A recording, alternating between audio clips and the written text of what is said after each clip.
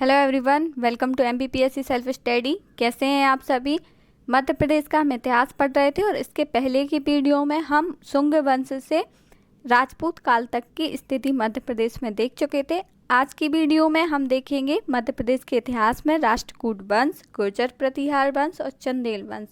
चंदेल वंश most important है, यह एग्जाम में पूछा भी जाता है। एमपीपीएससी मेंस और फ्री दोनों के पॉइंट ऑफ व्यू से इम्पॉर्टेंट है, तो आप वीडियो ज़रूर देखिए, पूरी वीडियो देखिए, लाइक कीजिए और शेयर भी कीजिए।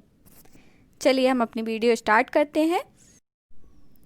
सबसे पहले हम देखते हैं राष्ट्रकूट वंश। राष्ट्रकूट वंश दक्षिण भारत का एक प्रमुख वंश था। तो जो राष्ट्रकूट वंश है वह मेन या मुख्य रूप से दक्षिण भारत का ही वंश था और 7वीं से 10वीं शताब्दी तक राष्ट्रकूटों की एक शाखा ने बैतूल और अमरावती के क्षेत्र पर राज्य किया था। तो किन स्थानों पर इनके द्वारा राज्य किया गया था? तो बैतूल और अमरावती के क्षेत्र पर। इसके अलावा जो इसकी दूसरी शाखा थी उसके संस्थापक थे दंती दुर्ग। दंती दुर्ग के द्वारा उज्जैन के शासक को पराजित किया गया था। 8वीं शताब्दी के मध्य में मध्य प्रदेश के कई भाग, विस्तृत भाग पर राष्ट्रकूटों के अधीन आ गए थे या उनका साम्राज्य यहाँ पर स्थापित हो गया था। तो हम ऐसा कह सकते हैं कि राष्ट्रकूट वंश के शासकों द्वारा मध्य प्रदेश के अधिकांश क्षेत्रों पर शासन किया गया है और मालवा पे अपने अधिकार को बनाए रखने के लिए राष्ट्रकूट शासक जो कृष्ण द्वितीय थे, उन्होंने राजा भोज से युद्ध किया था। तो राजा भोज से भी इनका युद्ध हुआ है राष्ट्रकूट वंश के शासकों का। और किस शासक का हुआ है? तो कृष्ण द्वितीय का राजा भोज से युद्ध हुआ था। तो इस प्रकार से यह मध्य प्रदेश में राष्ट्रकूट वंश था। नेक्स्ट हम देखते हैं गुर्जर प्रतिहार वंश। गुर्जर प्रतिहार वंश के नागभट्ट जो शासक थे, गुर्जर प्रतिहार वंश के एक नागभट्ट, उनके द्वारा उज्जैन पर अधिकार किया गया था और इन्हीं के द्वारा अरब आक्रमणों को विफल भी किया गया था। जैन ग्रंथ कुवलय माला और हरिवंश पुराण के अनुसार गुर्जर शासकों या गुर्जर राजा थे जो वत्सराज, उनका शासन मालवा पर था। तो मालवा पर किस गुर्जर शासक का राज्य था? तो वत्स राज्य का शासन यहाँ पे था।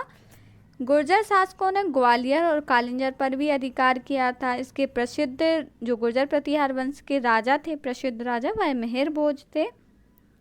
मेहर भोज इसके सबसे प्रसिद्ध राजा थे जिन्होंने बुंदेलखंड पर अधिकार किया था। और मेहर भोज के 2 अभिलेख भी प्राप्त होते हैं। वह 2 अभिलेख कहाँ से प्राप्त होते हैं? तो ग्वालियर और सागर जिले से प्राप्त होते हैं, जिनमें व्यापार श्रेणियों की जानकारी दी गई है। तो जो गुर्जर प्रतिहार वंश के शासक या मेहर भोज के द्वारा अभिलेख प्राप्त हुए हैं उनमें किस बारे में जानकारी दी गई है? तो व्यापार श्रेणियों के बारे में जानकारी दी गई है। इसके अलावा प्रतिहार साम्राज्य के पतन के बाद मध्य प्रदेश में जो प्रतिहार साम्राज्य था उसके पतन के बाद त्रिपुरी के कलचुरी, मालवा के परमार और बुंदेलखंड के चंदेलों ने यहाँ पर सत्ता स्थापित की थी। अब हम इसके आगे का देखें, चंदेल वंश, क्योंकि इन्हीं के पतन के बाद चंदेल वंश स्थापित हुआ था। तो चंदेल वंश की संस्थापक कौन था? तो नन्नुक था। इनका शासनकाल 825 से 840 के मध्य माना जाता है। राजधानी खजुरवाहो या खजुराहो थी। तो इसका पुराना नाम खजुरवाहो था, अब इसे खजुराहो के नाम से जाना जाता है। और इस वंश के एक शासक थे जय शक्ति। उन्हीं के कारण इस क्षेत्र को जयजक भुक्ति के नाम से भी जाना जाता है। और जो जय शक्ति थी उन्होंने अपनी पुत्री का विवाह त्रिपुरी के कलचुरी शासक कोलकल प्रथम से किया था। अब हम इसके बारे में देखें तो नन्नुक के द्वारा इसकी स्थापना की गई। उनका शासन 825 से 840 ईस्वी के मध्य माना जाता है।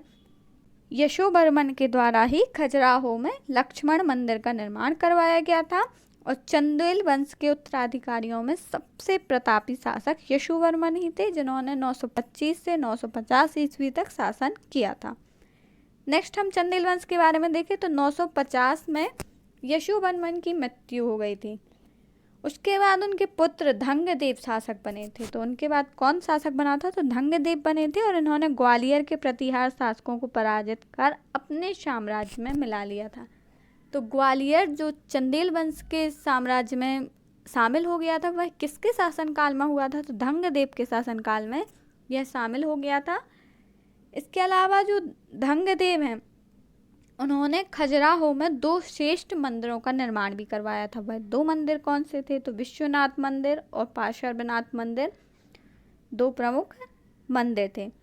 इसके अलावा जो इनका जो साम्राज्य था, इनकी नीति साम्राज्य विस्तार की थी और इनका साम्राज्य कालिंजर जो महोबा के समीप है, कालिंजर से बेतवा नदी तक और बेतवा नदी से यमुना नदी तक फैला हुआ था। धंगदेव की मृत्यु के पश्चात उसका पुत्र गंडदेव 1008 से 1017 ईस्वी तक मध्य प्रदेश में चंदेल वंश का शासक बना और इसके द्वारा खजुराहो में चित्रगुप्त मंदिर और जगदम्बी मंदिर का निर्माण करवाया गया था। तो यह क्वेश्चन पूछा भी जा सकता है कि चित्रगुप्त मंदिर का निर्माण किसके द्वारा किया गया था?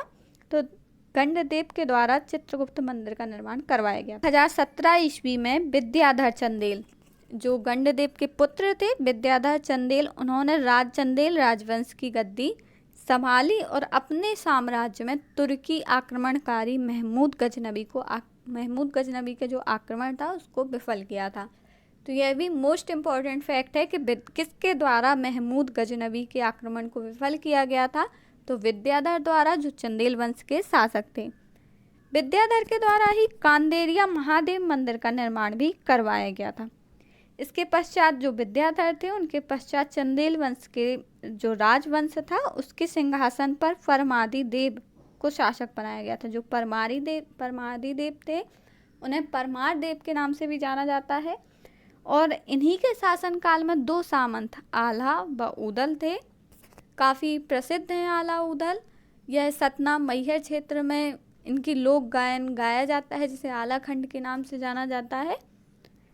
तो यह किसके शासनकाल में थे? तो परमादिदेव जो चंदेल वंश के शासक थे उनके शासनकाल में थे और परमादिदेव ने लोक कवि जगनेक को राज आश्रय प्रदान किया था। तो जो जगनेक थे वह किसके राज्य दरबार में थे? तो परमादिदेव के दरबार में थे और इन्होंने अपनी राजधानी महोबा के समीप स्थानांतरित भी की थी। तो यह चंदेल वंश के बारे में कुछ फैक्ट थे। इसके अलावा हम और जानें तो जो चंदेल वंश है वह दिल्ली सल्तनत या कुतुबुद्दीन ऐबक के अधीन 1202 में आ गया था। तो 1202 में जो परमादिदेव थे उनके द्वारा कुतुबुद्दीन ऐबक की अधीनता स्वीकार कर ली गई थी। चंदेल अपने राजत्व कला, स्थापत्य कला, शिल्प कला, पुरातत्व के विकास के लिए उच्च स्थान रखते हैं और खजुराहो की जो प्रसिद्धि है वह पूरे विश्व में है। खजुराहो आज भी अपनी स्थापत्य कला के लिए, मंदिर शैली कला के लिए विश्व भर में प्रसिद्ध है और कई वर्ष से यह आकर्षण का केंद्र भी बना हुआ है। वर्तमान में जो विद्यमान मंदिर हैं उनमें चंदेलों की कलात्मकता की सुंदर झांकी भी दिखाई देती है। तो यह मध्य प्रदेश के इतिहास के बारे में कुछ तथ्य थे। जो चंदेल वंश है उसके बारे में हमने काफ़ी डिटेल से पढ़ा है। अगर 6 नंबर में पूछा जाता है एग्ज़ाम में, 6 मार्क में या 5 नंबर में, तो हम आसानी से इसको लिख सकते हैं। अगर आपको वीडियो अच्छी लगती है तो please share, subscribe, like and comment ज़रूर कीजिए। ज़्यादा से ज़्यादा शेयर कीजिए। Thank you.